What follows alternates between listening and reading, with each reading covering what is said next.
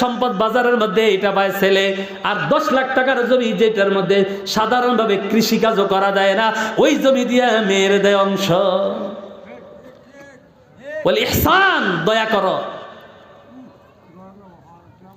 কথা অনেক সংক্ষেপ।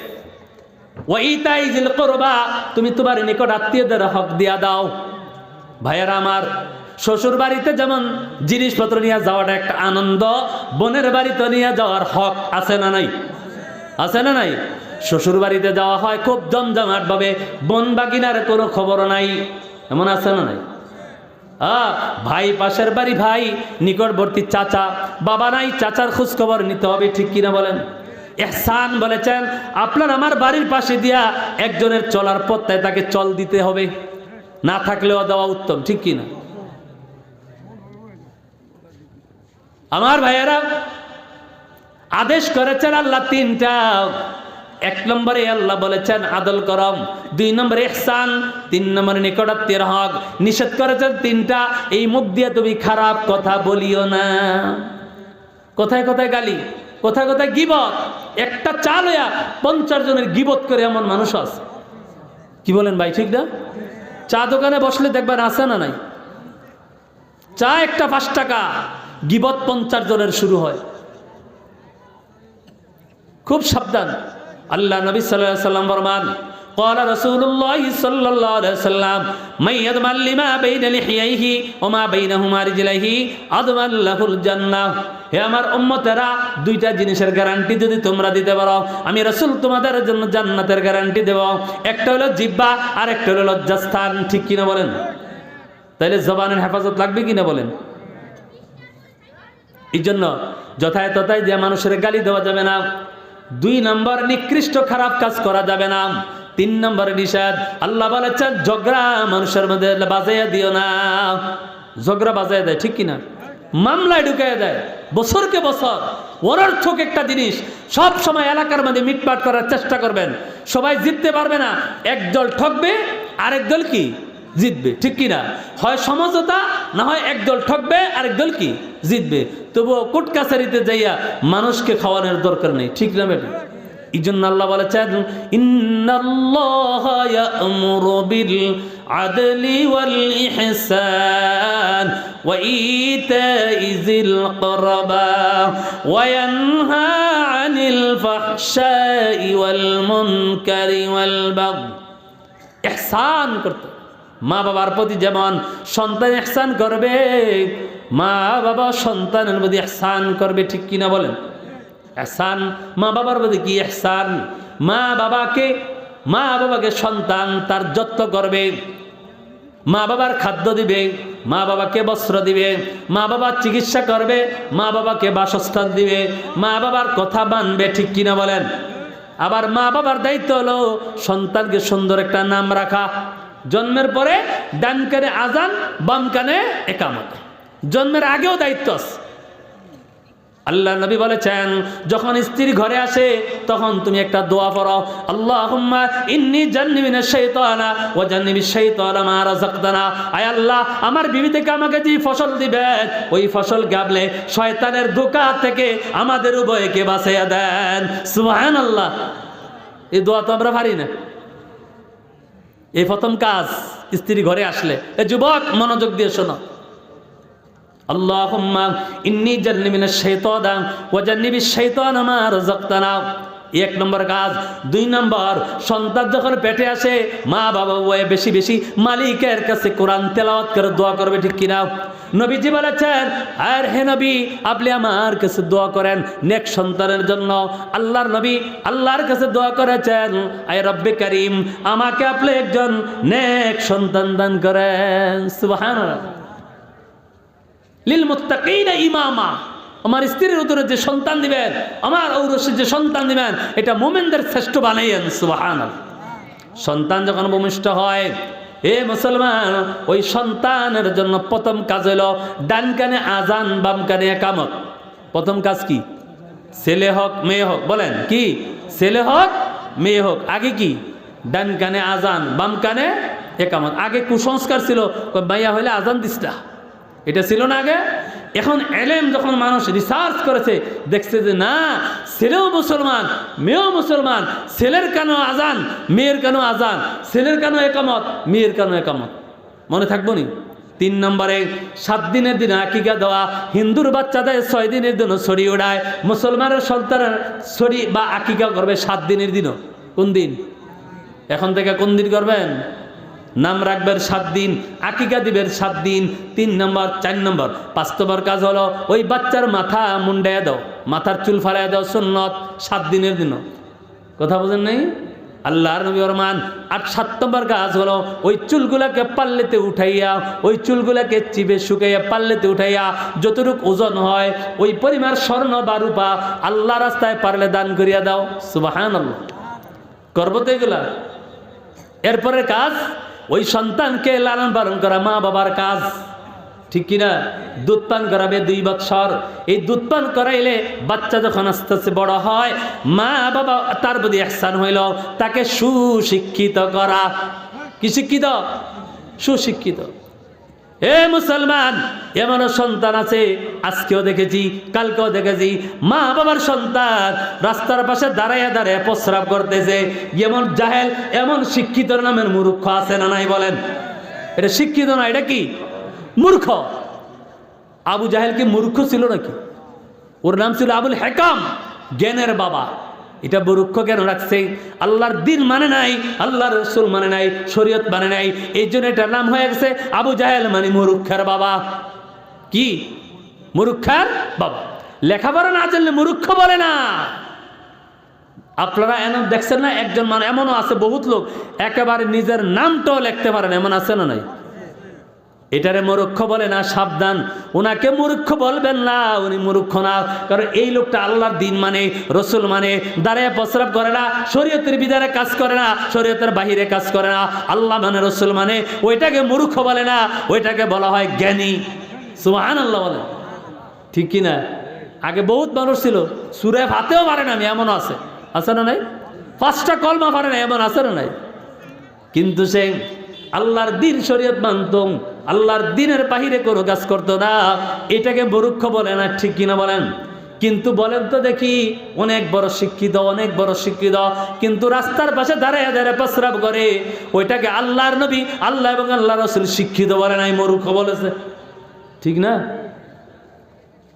এমন শিক্ষা না। খুব হুঁশিয়ার। সন্তানকে লালন পালন করতে হবে, সুশিক্ষা দেওয়া। যখন সুশিক্ষিত হবে, বড় হবে, তখন তাকে কি করা? একটা সুন্দর বিবাহের আয়োজন করা। নেককার, মোমেন, মুত্তাকিন। বিবাহের জন্য 4টা শর্ত। কয়টা? মনে রাখবেন তো। 1 নম্বরে দিনদারি। 1 নম্বরে কি? যে ছেলেটা মেয়েটা ধার্মিক কিনা, এটা দেখবেন। এখন আমরা গিয়ে জিজ্ঞাসা করি কি, মা তুমি কি পাস, বাবা তুমি কি পাস, কয় আমি অনার্স, মাস্টার্স, MBBS, অমুক তমুক, সব বলে, সব ঠিক আছে, কিন্তু নামাজের কায়দা কারণ, নিয়ম কারণ, সূরাগুলি ভালো করে সহি শুদ্ধ পারে না। আচ্ছা বলেন, জেনারেল শিক্ষিত বানান কি নাজায়েজ বলছে? আপনি ডাক্তার বানান, কোনো ডাক্তার প্রয়োজন নাই, ইঞ্জিনিয়ার প্রয়োজন নাই, এরপরে বড় বড় অফিসার প্রয়োজন নাই, আছে, কিন্তু আগে দিন শিক্ষা দিবেন। কি দিবেন?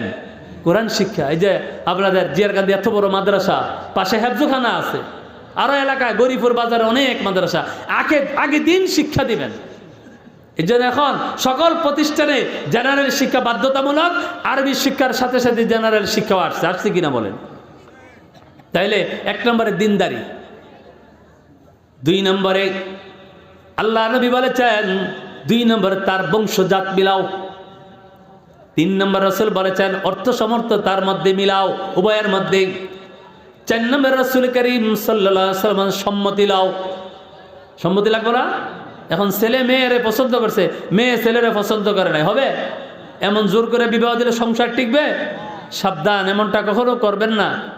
ছেলে আর মেয়েকে একেবারে সুন্দর মতো সম্মতি নিয়ে তারপরে বিবাহের কাজ সমাধা করবেন। মনে থাকবো তো? এটা শরীয়তের বিধান। কিন্তু আমরা কি করি, ওই জাপান থেকে আমেরিকা থেকে আসছে, মেয়ের বয়স 17, ছেলের বয়স 35, অর্ধেক ব্যবধান কিনা, পয়সা দেখছি দিয়ে দিছি, আর মেয়ে যায় তখন গুনুর কান্নাকাটি করে, মাই কি করলো, বাবাই কি করলো। পেস লাগে কিনা? এই জন্য ভাইয়েরা বলেছি আমার, ইহসান সব জায়গায় করতে হবে, সব জায়গার মধ্যে চিন্তা করে কাজ করতে হবে। আল্লাহ মেধা দিয়েছেন, বুদ্ধি দিছে, একটা নেয়ামত। ব্রেন দিছে একটা নেয়ামত। ব্রেন দিছে কি নেয়ামত? এই নেয়ামত কি জন্য দিছে? গাঞ্জা খাওয়ার লাগে? নাউজুবিল্লাহ বলেন। চলে কিনা এগুলা? হারাম। নেশা করা কি হারাম? নেশা করা কি হারাম? পায়খানা খাওয়া কি? প্রস্রাব খাওয়া কি? নেশা খাওয়া কি?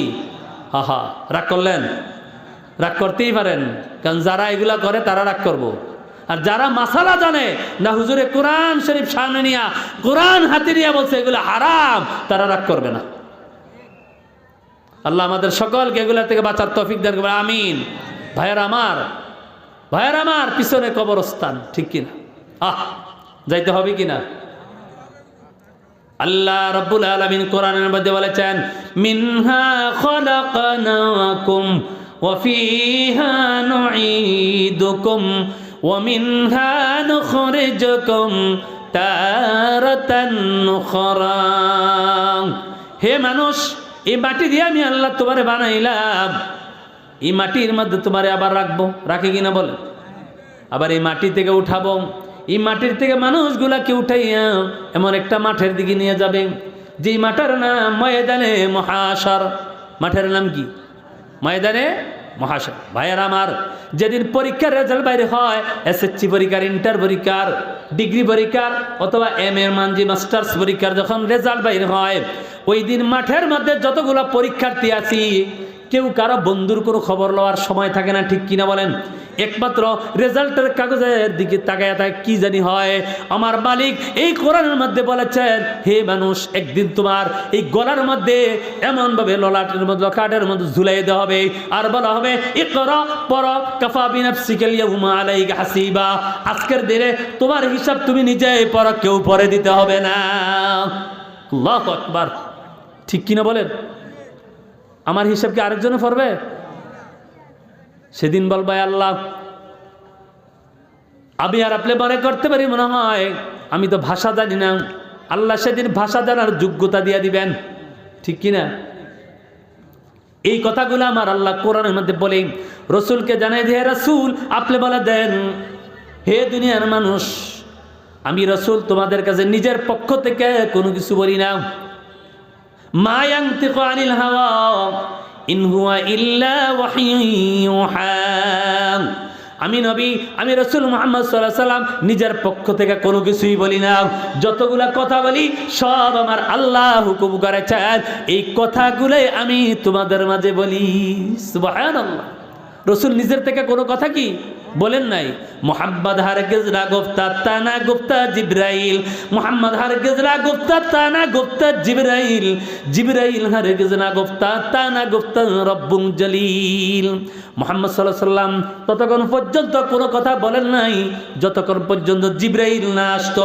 জিবরাইল কোনো কথা বলতেন না যতক্ষণ পর্যন্ত মালিক জিবরাইলকে আদেশ না দিত। সুবহানাল্লাহ। তাহলে এই কবরে যাইতে হলে কবরের একটা সামারা রেডি করতে হবে, ঠিক কিনা? মুসাফির যখন সফর শুরু করে দেয়, যাওয়ার আগে দুইটা লুঙ্গি দেয়, এর পাশে একটা মশারি দেয়, কিছু ঔষধ বড়ি দেয়, চলাফেরির জন্য পানি নেয়, নেয় কিনা বলেন? অতিরিক্ত কোনো কিছু নেয়, টাকা পয়সা নেয়, সব কিছু নিয়ে যদি মুসাফির যায় তার একটা চিন্তা ভাবনা থাকে না, ঠিক না বলেন? এই ভাইয়েরা আমার, এই মুসাফির যদি হাই প্রেশারের অথবা কোনো ঔষধ যদি ফেলেয়া যায়, অথবা কোনো সিরিয়াস কোনো জিনিস ফেলে যায়, রাস্তার মধ্যে যায় যদি মনে হয় হায় রে আমি তো আবার অমুক জিনিস ফেলে আসলাম, তাইলে তার টেনশন কিনা বলেন? ভাইরা আমার, এই ওষুধ ফালাইলে কোনো কিছু দুনিয়ার পালাইয়া গেলে এটা কেনার জন্য ব্যবস্থা দুনিয়াতে আছে, কিন্তু কবরের জগতের মধ্যে যদি আমি আর আপনি ফেলে কবরে যাই, ওই জায়গার মধ্যে জোগাড় করার মতো কেউ থাকবে না, ঠিক কিনা বলেন?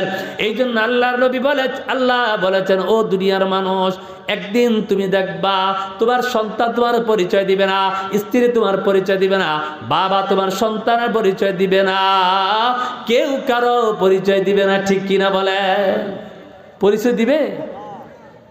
এই জন্য ভাইয়েরা আমার, যেখানে আমার কেউ আপন হবে না, পরের দুনিয়ার জন্য নিজের আখেরাত শেষ, ঠিক না?